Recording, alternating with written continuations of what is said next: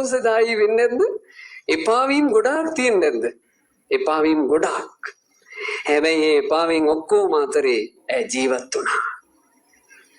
පෞකාරියක් නොවි ජීවත් වුණා. අකුසලයක් කරගන්නේ නැතුව ජීවත් වුණා. අපිට පින්වතුනේ ලැබිච්ච තැන ජීවත් වෙන්න වෙලා.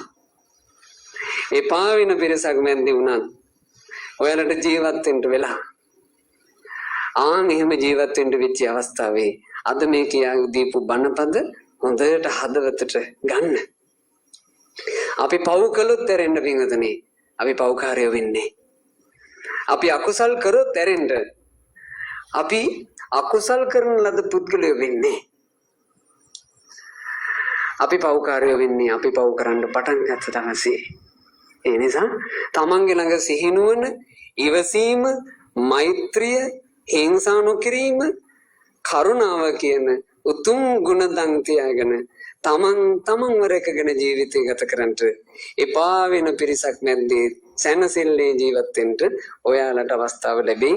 සොපින්වතුන්ලා හැමදෙනාට පෙත්තාවිල්ල බෝ සමිඳුන්ගේ ආශිර්වාදයෙන් අද මේ කියා දීපු උතුම් බණපදේ හදවත් ඇතුලේ රැඳේවා. මේ පින්වතුන්ට ජීවිතේ තියෙන කෝටියක් ප්‍රශ්න මේ බණපදෙන්ම විසඳා ගන්නට ලැබේවා. ඉදිරියේදී ප්‍රශ්න හට නොගැනීම උදෙසා ඉදිරියේදී මහා දුක්ගිනිවල පටලැවෙන්නේ නැතිවීම පිණිසත් අද මේ බණපදේ ආශිර්වාදයක් වේවා. සුපින්වතුන්ලාට තිලෝගුරු ගෞතම බුදුරජාණන් වහන්සේගේ ශාසනයේ චතුරාර්ය සත්‍ය ධර්මය අවබෝධ කරන්ට වාසනාව ලැබේවා. සාදු සාදු සාදු කියන මේ විදිහට බුදුරජාණන් වහන්සේගේ ආශිර්වාදයෙන්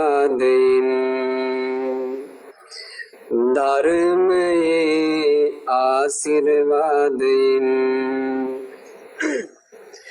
සංගරුවනේ ආශිර්වාදයෙන් රැස් කළ පිනේ ආශිර්වාදයෙන්